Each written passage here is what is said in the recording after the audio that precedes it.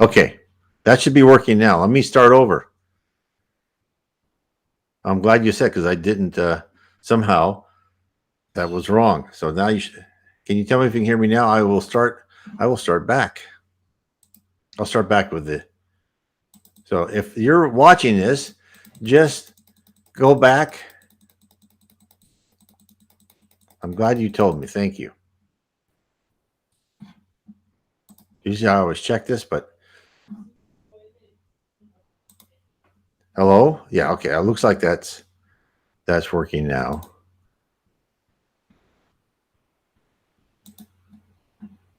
Okay. Let me start over for those. So if you're watching this not live stream on YouTube, and so just come to this part where I'm showing the first part of chapter 3 one more time. For somehow my mic was not set correctly, so I apologize for that. I usually check it, and this time of course the first time I don't, it fails on me, so it's my fault. Okay, let's go chapter 3, a prismatic landscape. So I will first let me just say that this wonderful spirit, I think his name was Fred. He says he wants to be anonymous, but they mentioned his name before. Was raised in a very strict Christian family. He was a very good guy. He helped other people. He helped people in the slums of London.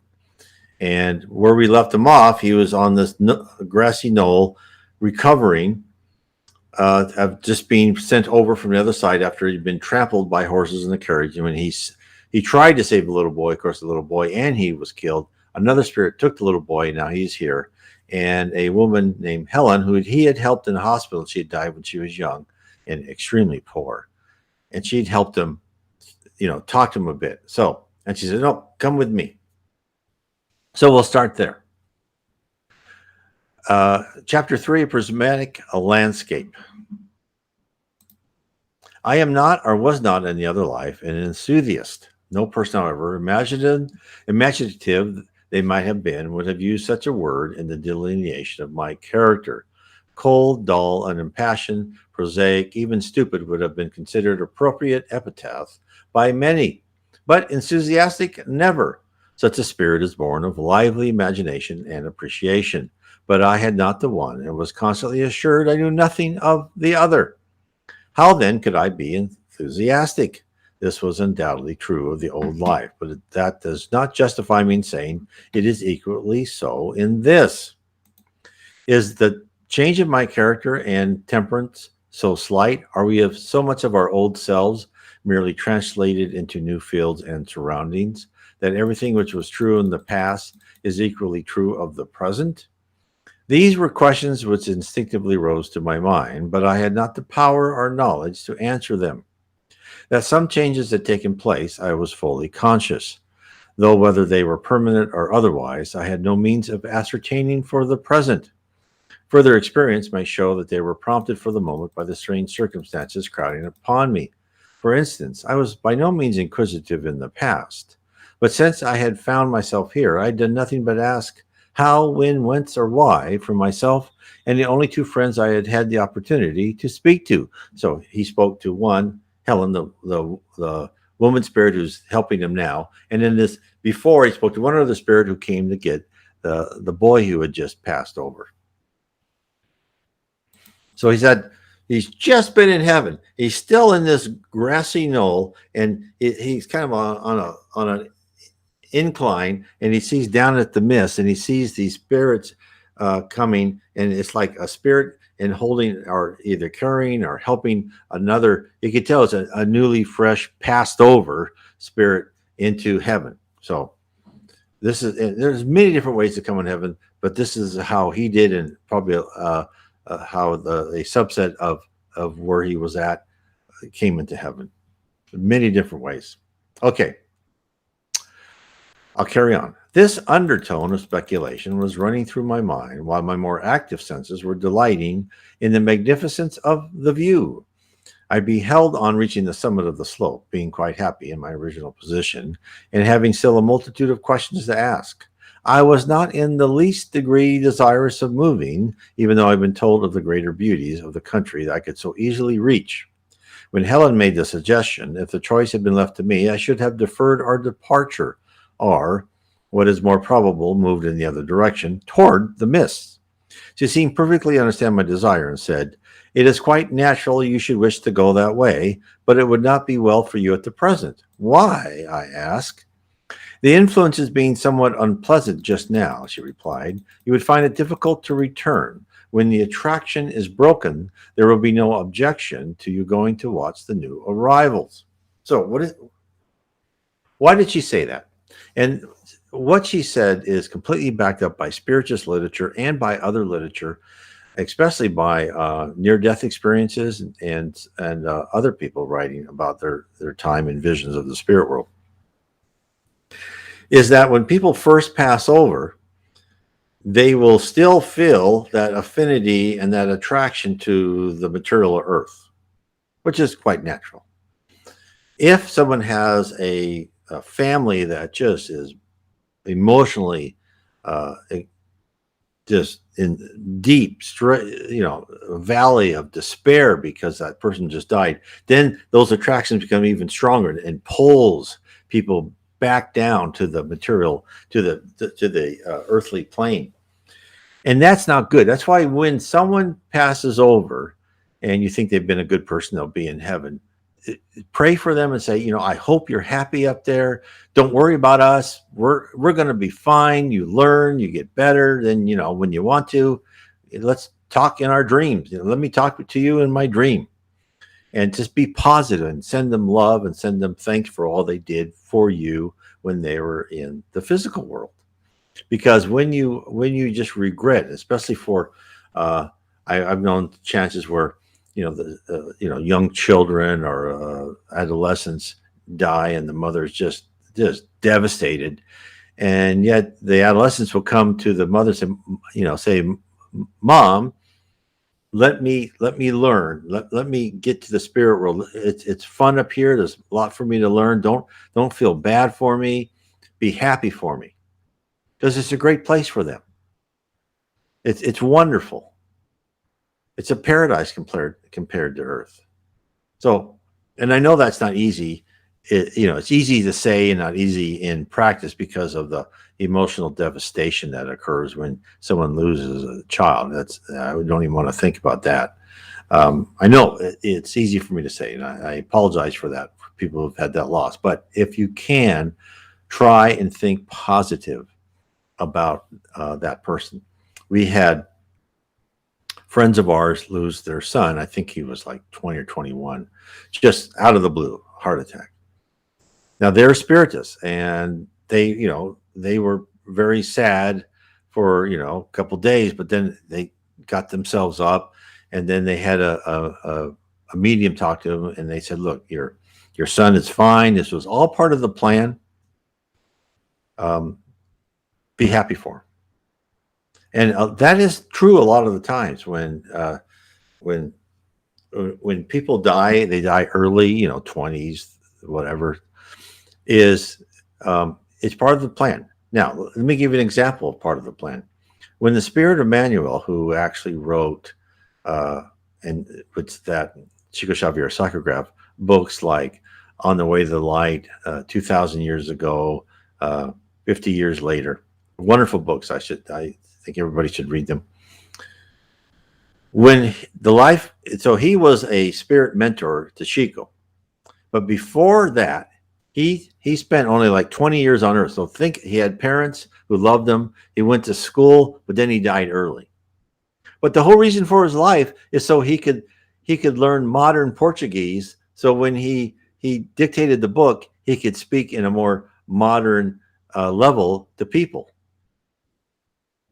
So, I mean, you have to think as the chess pieces, they can go on and off the board. They're never wiped out. They're never destroyed. So you're immortal. Your family's immortal. Your children immortal. Your mother and father are immortal. You'll all see them again if that's what you want. So And that's, of course, when she said, now this, I'll go on what she says. The influences being somewhat unpleasant just now, she replied, you would find it difficult to return when that attraction is broken there. There will be no objection to you going to watch the new arrivals. What attraction, I asked? Because the attraction of your body. When the dissolution takes place so suddenly, as in your case, the magnetic link is not completely severed for a short time, and the soul feels an almost resistible desire to go back towards the body. The same experience is common to friends still in the body. And then she said, full many a time they say goodbye, yet they still linger at the door, and when they tear themselves apart, love cries, come back one moment more. It was to break this influence and set you free that I asked you at first to come home with me. It was too strong upon you then, but now you can accomplish it, so we will go. So, again, that's natural. So, if someone just dies, their paraspirit has been disconnected from their body, and if they die a natural death and they're like dying and they're slowly going out, that attraction's pretty gone. But he died an accidental death, and it was like a sudden severing, and therefore she is probably, I'm sure she's correct in saying, let's get you away from that for a little bit, because it's going to take a while for your paraspirit and your spirit to completely get used to the idea that your physical body, you're done with that now. And your physical body is so unimportant. It's just something you go in and you go out, you use it for a while. It goes back to the earth, goes back to the dust, and next time you incarnate, it's a whole new body. Hopefully healthier and better looking than your last one. Okay. Then he asked, do all of these who are lying here feel that attraction? Yes, but they are induced to leave as soon as possible. I see some are not detained at all. No, they have grown weary of the body and readily part with it, so have nothing to hinder the going to their homes at once. So those are most probably the people that had died on their due date, on their death that they should, and it ended quite naturally, and the time was done. And it could have been the time was done for this spirit too, but still, since he parted so quickly, the attraction still lasted. But just for everybody to know, there is, as when you are born, when you're that spark in the womb, right? As soon as the sperm and the egg come together and conception happens, and then that soul gets into that practically single-celled egg. It's you start the plan of your life, and you've got your planned things, trials and tribulations happening, and the exact date of your death is already planned. Now, things can change, circumstances can change. They can move your death out. They can do things depending on your life circumstances. But there is a marker there that unless someone makes a conscious effort, some spirit, to change that, that's when you're going to go. Okay. How long does the attraction usually last? He asked. It varies considerably, as frequently circumstances over which the soul has no control are exercised to prevent the desired freedom. For instance, many are held in restraint by grief of friends long after the influence of the body has been overcome. So exactly what I said is don't grieve over your friend who's passed over. Be happy for them. Be like where I grew up on my mother's side for an Irish funeral, right? Where people drank, had a good time, and that's the way you should be. Don't sit around and brood, because they're hopefully most of them are in a better place if they've been a decent person. How can that be? Then she said, I have told you that love is the greatest power we know. Of this, the soul is conscious so soon as it leaves the body, and the perturbation of friends have therefore a sympathetic attraction, too strong for it resistance. It forms an anchor which binds the spirit to the earth. Sometimes we have much difficulty in counteracting the pernicious influences of grief, which love has certainly prompted bereaved ones to restrain, if they can once be made to witness the effect it produces. But is not the spirit compelled to come away? He asked. No, we use no force in this life under any circumstances. Every person retains the use of his free will, the exercise of which invariably produces its own reward or punishment. Then he says, well, the old life has not many attractions for me, and I have no desire to renew it upon the same terms. So we will do as you desire, go forward. So now here's a guy with a good attitude upon death. I said, no, I'm fine. I want to, he wants to explore. Now, there's other people that have died and gone to heaven, and they're still kind of tied, and they'll go and they'll ask, well, I don't want to die yet. Can you put me back in my old body, but make me younger? They will actually ask these questions because they don't understand that they've left that body behind. And, I guess a lot of people will be influenced by Christians where it's the resurrection, right? And that you will be resurrected in your body. No, you will not be resurrected in your body. Jesus came and his form of his body was the same. And they say, oh, they're resurrected. Jesus had the power as a high spirit to come in any form he wanted to, and he came and he appeared as the form of what he was before, as he died on the cross. If he had wanted to, he could come in another form, because he chose how he would look.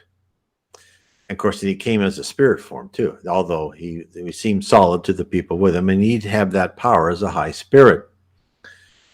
But when you and I go back where you're not as high or powerful as Jesus Christ, of course, and we will come back into another body. So we will, there's the spirit world will not just say, oh, we'll create a body out of clay for you and make you a little bit taller and more hair on top or whatever. And you can go back there and just start right, with your same mind. No, it's not going to work that way.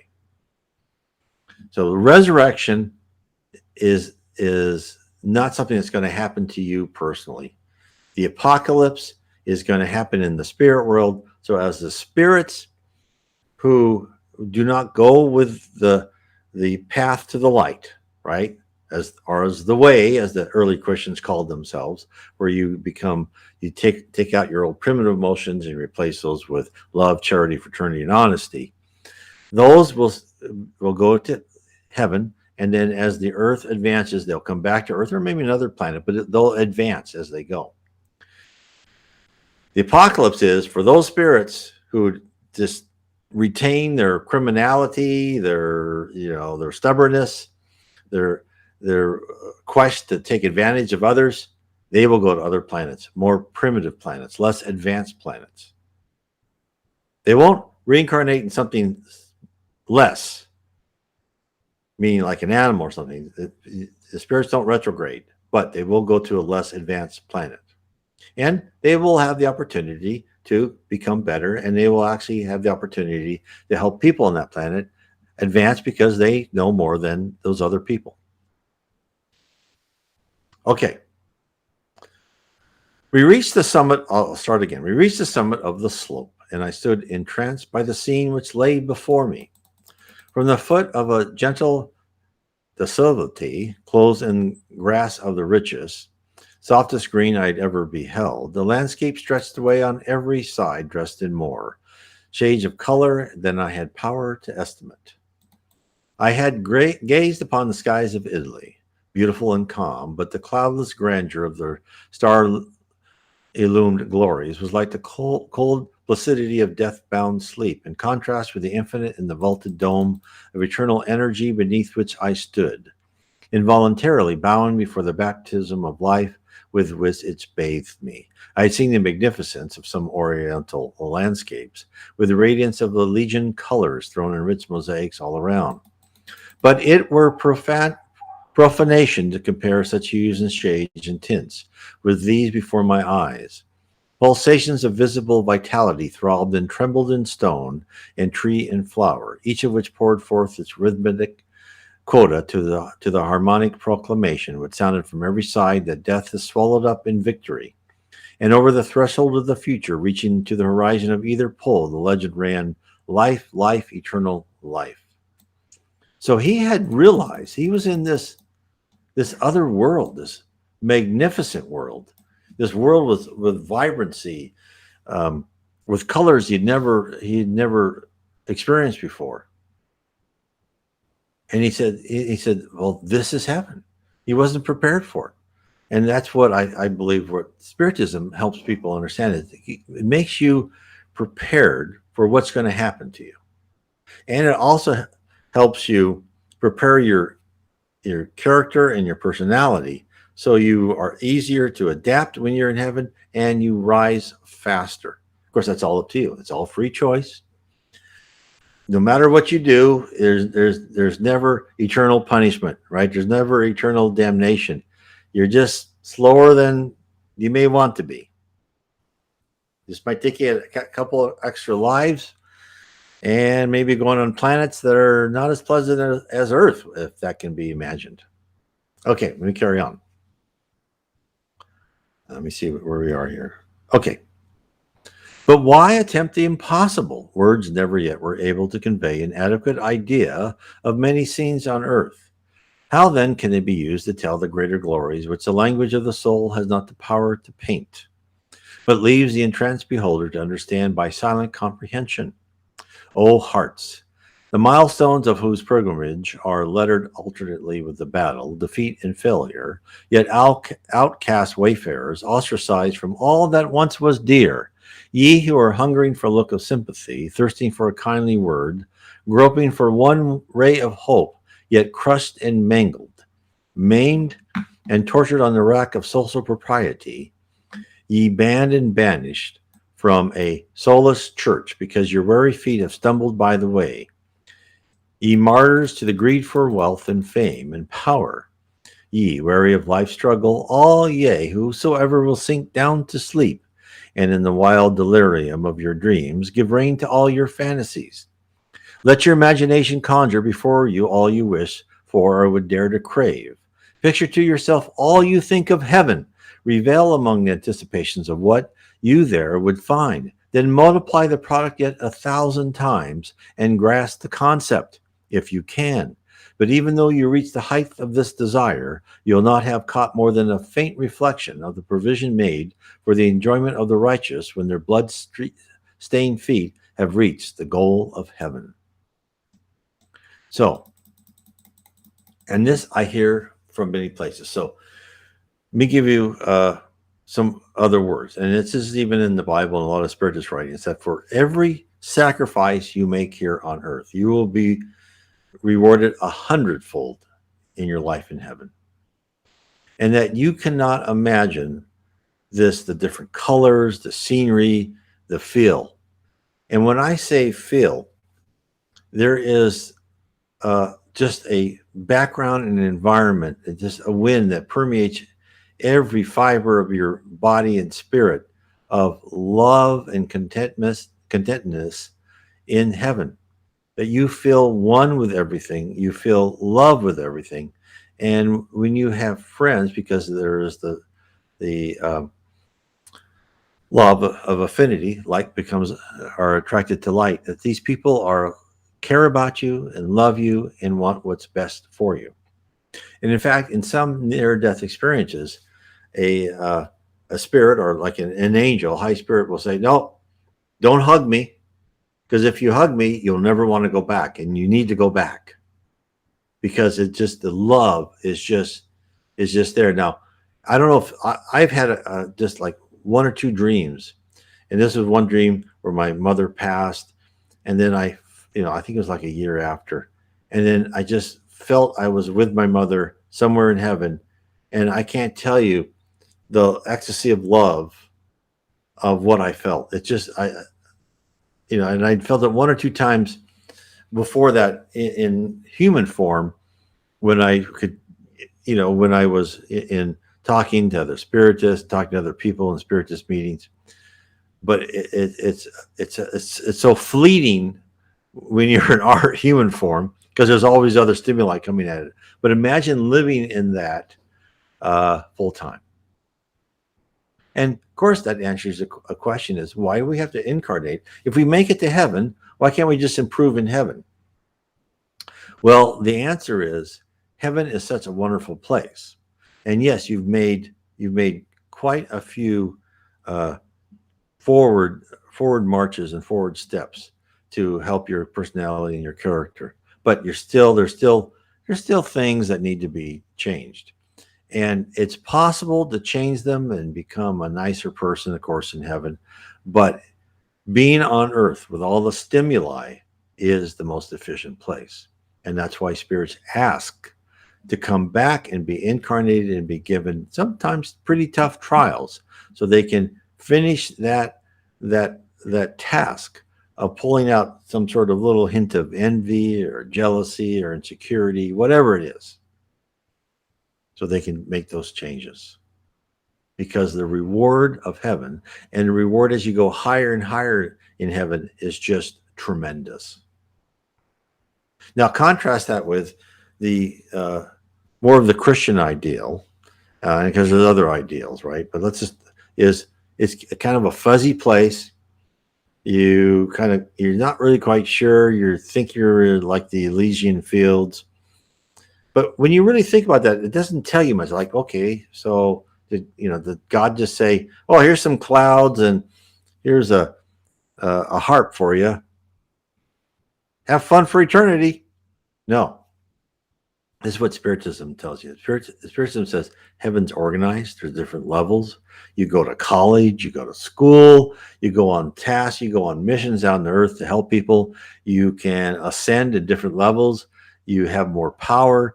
You have immense power to look at the universal database, to help whole planets, to help whole cultures, to go to other task forces and groups to lead whatever you need to lead. And so the opportunities are infinite. And the variations of different planets and different parts of the galaxies in the physical world, there's different dimensions in the physical world, there's different universes in the physical world, and the same for the spirit world. There's all sorts of different dimensions. And the spirits, even in the higher levels of heaven around the earth, tell us that even they don't know how many higher levels there are and how many differences of dimensions there are. So this is what is awaiting you, this magnificent thing. And the reason you're on earth going through these tough trials is we've got to learn to have self-discipline, because thought is action in heaven, and you are so powerful that unless you have complete self-control, you're not going to go very high. That's why you're here on earth training. It's necessary, just like a kid going through training. Okay. I'll carry on. From the foot of the hill on which I stood, 100 paths diverged to every part of the landscape, not the monotonous prosaic roads to which earth is so accustomed, but everyone had not a name, but a distinctive color corresponding with the city or district to which it led. They were arranged so that the darker shades curved themselves on either hand in the foreground, each having a greater or less depression according to its tone, until I lost them as they sank beneath my feet. The lighter tints appeared to have a corresponding elevation, until in the center of the prospect lay one straight line of faultless white leading to an arc of brilliant purity in the far distance. Helen left me for a time that I might gaze on the sight undisturbed, and when she returned she was accompanied by several friends more or less intimately known to me. We sat down and talked over the events of our past lives and speculated upon our future prospects, with a feeling of restful satisfaction and enjoyment to which I had hitherto been a stranger. Each individual seemed in some explicable manner to add to my sense of gladness, and even now, when I know so much more of the life than was new to me, I look back upon that reunion as one of the sweetest recollections of the spirit experience. You can begin to understand the significance of the colored dresses now, Helen said during a pause in our conversation. Then he said, "Yes, I perceive that each person takes the road corresponding in color to the dress he wears. But who are those in parti-colored robes, a combination of pink with electric blue?" And she answered, "They are messengers or teachers. It was Usamos, one of their number, who attended you at the time of your accident and brought you to the place where I found you. See, that is he coming to take you away and teach you more than I am able to." So, people like uniforms in heaven. They will wear. Let me get back to where I was.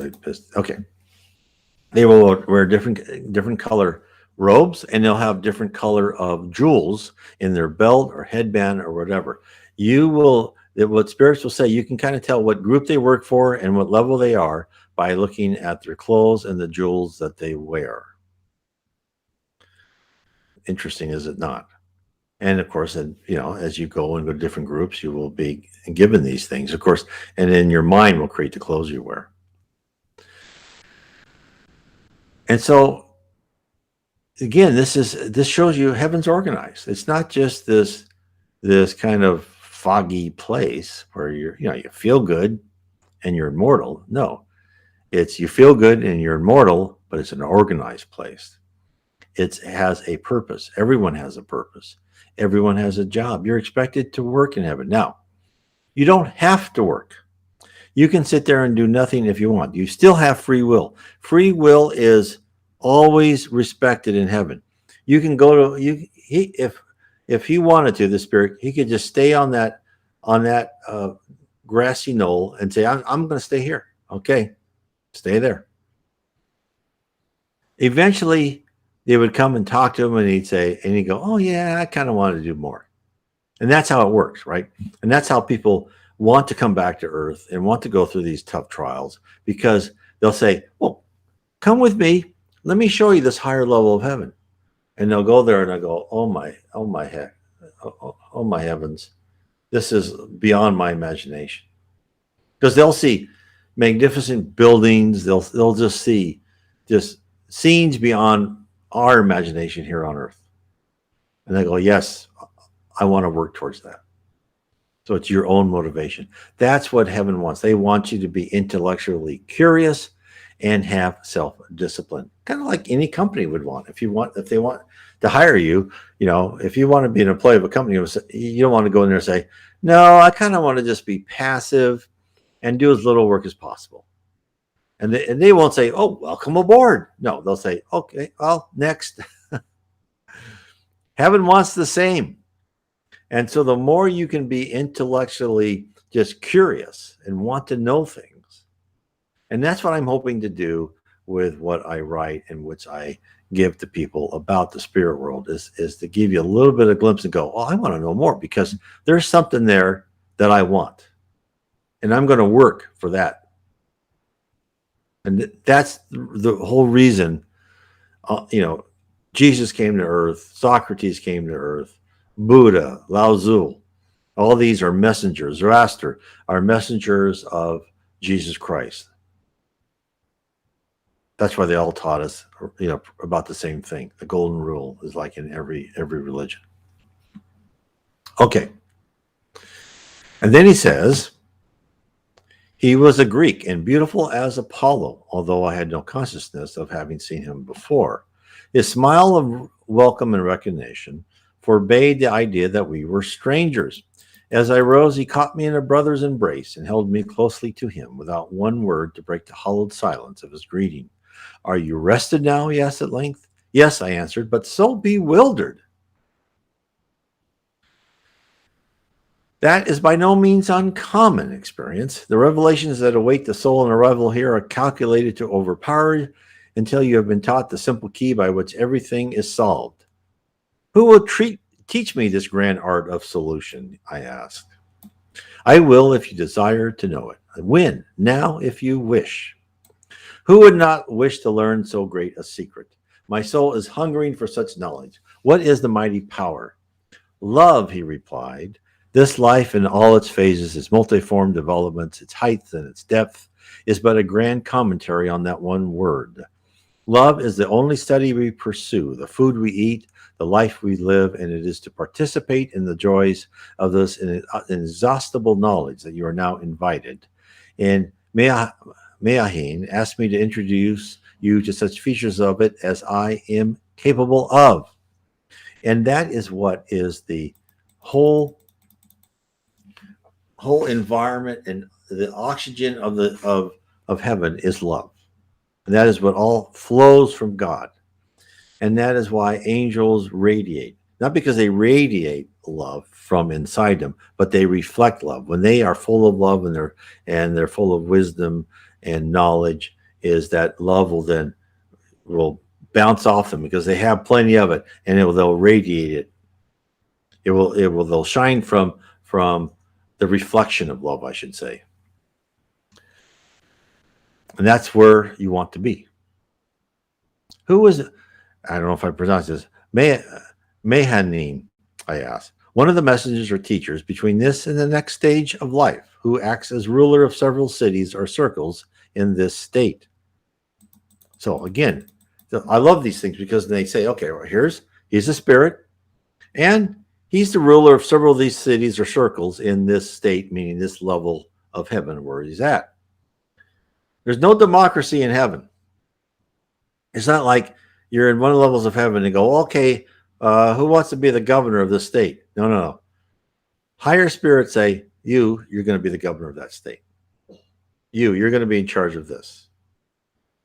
And it's completely accepted because no one got that job because they bribed someone, they were someone's family or a kin or whatever. They got that job because they deserve that job, and it's complete meritocracy. They got that job because they are loving, wonderful people. In fact, one of the things when I read No Solar, and Andre Luis was there, and he said, "Oh, I need to get permission to go to a lecture." And I thought to myself, "Oh, what's the bureaucracy like in heaven? You need to get permission for everything? I'm not sure about this. Are these going to be arbitrary rulers like they are here on Earth, where they set rules?" And the answer is, there are rules and there are procedures, but you have free will. If you want to violate them, they may not ask you to come back and say, "No, you can't come to No Solar anymore. Might go somewhere else." They have that right, but you can go your own way if you want. You can go back down. You can go back to the lower level or even below that if you don't want to be in heaven. Now, what I'm trying to say better than that, though, is that the bureaucracy doesn't work like the bureaucrats here. Not always, but many times a bureaucrat is a person that loves to exercise his or her power and just follows the rules like an automaton. There was this one wonderful scene in Memoirs of a Suicide. And this group of suicides were in a hospital, and one of the suicides said, "No, I need to see my family. I insist on seeing my family now." And the people there in kind of charge of that room, that small group, said, "No, you're not ready. It's going to hurt you a lot." No, I want to see the doctor in charge. So he went to see the doctor in charge, and he's in the book. They say he girded himself ready to talk to one of these, these faceless bureaucrats, and instead he went into the head doctor's office, and the doctor said, "Oh, my friend, don't think of me as head doctor. Just think of me of one of you. I've done terrible things in my life. I've gone through that, and all I want to do is help you." And so, in this wonderful spirit, just said, "It's not good for you. You're not ready for it." And he just pleaded with him not to do it. He goes, "No, I want to do it." So, of course, the suicide went down. Saw his family, was just completely devastated. Put him back years. It was a bad decision. So, if I can tell anybody anything, and I've told myself this too, when you go back into heaven, listen to the higher spirits. They do know what is best. Now on Earth, not necessarily. People who are above you, your bosses or whatever, they don't necessarily know what's best for you. Many times you know better. But in heaven, it's not that way. Okay. Then he asks, "But is not God the ruler?" And of course, now again, that's another thing. People think of God and Jesus organizing everything. Okay, yeah, you there, you over there, every little thing. It's like they give the orders to. That's not how Spiritism tells it works. Is you have God, and then you have very, very high spirits who somehow, we don't know how, communicate with God, and then this all goes down just like a big organization in here on the physical plane, where you've got managers, sub-managers, supervisors, workers, etc. And when they're given broad outlines, and what they try to do is they they say, okay, as an example, make this group of vegetables or trees, let's say, and improve them on Earth, and then they're given teams that will help improve the genetics of whatever they're trying to improve, like an oak tree or something. And there could be someone who does the parasites that attack an oak tree, but the rules are in place that you can't kill something else immediately. You've got to give it a chance to live. So there's a lot of interplay, and there's a lot of their own creativity, and that's why there's such a diversity of life. I mean, it's the central model of the animals and plants, everything comes from the spirit world, but they're all modified by the environment and atmosphere of the planet that they are on, and then by the teams of spirits that are helping them evolve over time. And that's why when people say, and God bless them, because they say, well, God talked to me or Jesus talked to me. Well, I won't say all the time, but I would say most of the time that's not true. As an example, Paul, the apostle, who on the road to Damascus, and in his subsequent wanderings, thought that Jesus was talking to him the whole time. The person that was actually talking to him was Stephen, who was the first martyr. And Paul was one of the ones that said, yeah, stone that guy. But what will happen is Stephen won't say, no, Paul, I'm not Jesus. If you think he's somebody else, they'll let you be under that misconception. They're not going to tell you that, no, you're wrong. Oh, and your belief that there's no such thing as reincarnation, they're not going to correct you. That's why you'll see a lot of these wonderful Christian prophets who've been to heaven, and I believe them because the things they say said, yeah, you've been to heaven. But they still say, oh, there's no such thing as reincarnation. That's because they will not be challenged as to their knowledge. The spirit world is extremely subtle. They're not going to say, oh, Brian, you're completely wrong about that. You don't know what you're talking about. This is the way it is. No, they will present some things, give you some clues. If you pick up, fine. If not, you'll learn later. They want you to learn, just like we're on earth to learn about the spirit world and God. They want us to learn and to really put it deep inside ourselves so we can convince ourselves. They're not just going to tell us something. We have to absorb it and explore it and find it on our own. Okay. But is not God the ruler? He is the supreme King of kings and Lord of lords, but under him are many subordinates, cherubim, seraphim, archangels, ruling over the different dominions and divisions of this life. And Mehanin is one of the lowest authorities. That's another piece of surprising information, I said. Yeah. So I anticipated, he replied, though it ought not to be, for the fact has been clearly revealed to man, but darkness hath covered the earth, and gross darkness to the people, who in their ignorance have wandered from the way, and are lost in the wilderness of doubt, confusion, and error. And where does this root of this error lie, as seen from this life?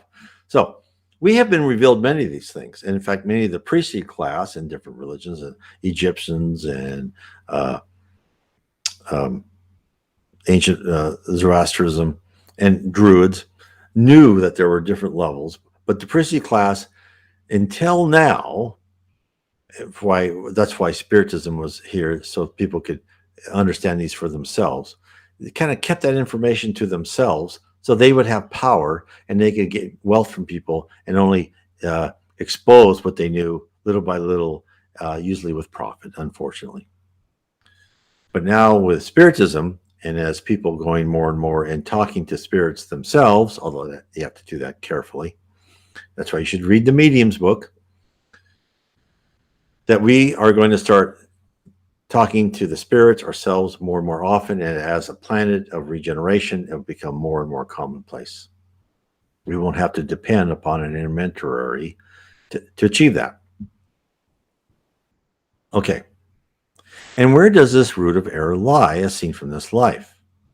In the doctrine that the soul has to make its eternal and final choice on earth, rather than that being the elementary stage of its unending development. The legitimate duty of earth is to ground the soul in the practical principles of love in order to fit it for its entrance upon the higher duties of this estate. Abstract speculations in theology are not the studies man is called upon to undertake, especially when his teachers work upon indefinite theories and have no absolute knowledge. Even here, we are not competent to speak upon many matters our brethren in the flesh have settled to their own satisfaction. But we must wait until we reach those conditions in which the necessary faculties will be developed to understand the present mysteries. Advanced instruction in science is not given by pupil teachers to the scholars in an infant class, and our Father knows the requirements and capacities of his children better than to have so designed the course of their spiritual education. Okay, so I will stop there today. And what he said is so true, is we are on this pretty elementary class. We're not here to learn to create new inventions per se, to achieve great wealth. We're here to modify our personality and our character. There's nothing more important than that. And then once we modify our personality and character, become more loving, more open to knowledge, and we'll still get some knowledge, right? I'm not saying none of that. But once we get that, then we'll be ready for the next level. We will be ready for that next level of ascending and really learning about the spirit universe. And so so I hope this helps. And if you want to know more about the spirit universe, I have my book, The Spirit Realm, which really talks about the mechanics and what it's like, the spirit realm, the physical realm, what you are, what attributes you have as a spirit. And then if you'd like to learn more about to be introduced to Spiritism before you get deeper into the other things, is read my book, Spiritism 101, The Third Revelation. You can download that from my blog site. It's in PDF for free. It's also in Kindle paperback and Audible format. But you can it's free on PDF.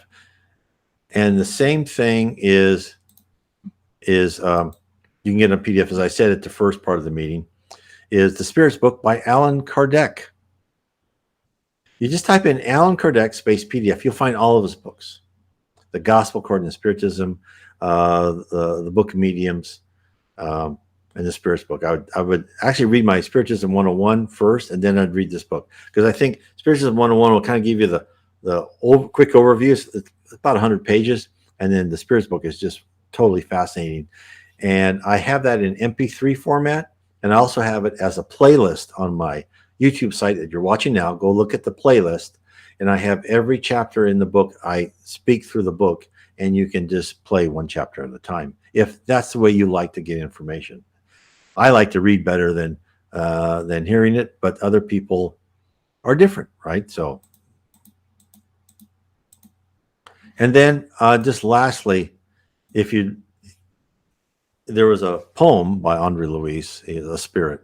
It was called How to Live.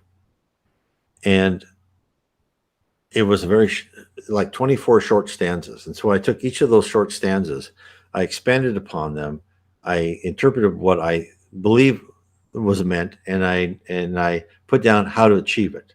And I think this really is a good roadmap, as told to us by a spirit, of how to improve yourself in our physical life.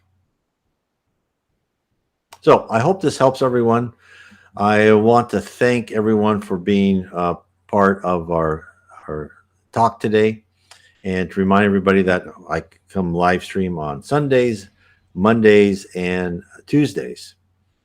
And it's about 4 o'clock on Eastern time. Sometimes it's 5 o'clock, depending on when the time zones end or not end. And I'm in a different country, so sometimes it varies kind of randomly. So the best thing you can do is subscribe, hit the bell, so you can be notified when I live stream. Oh, anyway,